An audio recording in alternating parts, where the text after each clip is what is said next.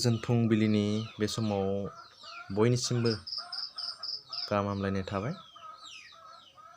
दिनै आङो मैखुन फिसिनायनि सोमोन्दै दिन्थिनो लादों। आङो साननैसो आवगायाव सोलोंजेनदोंमोन बा बानायनो होनना नाजानाय जादोंमोन। दा बेखौनो नोंथांमोननो एसे दिन्थिनो नाजानाय जादों। बुंनो थाङोबा 7 सानसो जाबाय आं बानायना दोननाया। दा नोंथांमोना नायलांबानो जाबाय। मैखुन फिसिनो थाखाय गिबियावनो जोंनो जिगाबनि गोनांथि जायो। बेनि उनाव जोंनो प्लास्टिक नांगोन।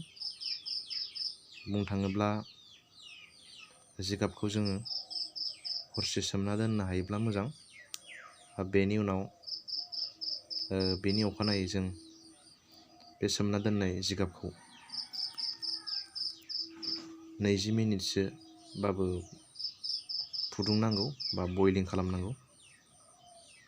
बेनि उनाव सान्दुङाव दसे समबाबो फोराननांगौ। बेनि उनाव जिगाबा एसे रानदबहां जायोब्ला बे जिगाबखौ प्लास्टिकआव सोनांगौ। बेनि उनाव जों बेगरखौ होनांगौ। बेगरखौ होखांनायनि उनाव प्लास्टिकखौ मोजाङै खाथेनांगौ। प्लास्टिकखौ खाथेनानै जों बेफोरबायदिबो दोननो हागोन बा आलायना दोननो हायोबा मोजांसिन जायो।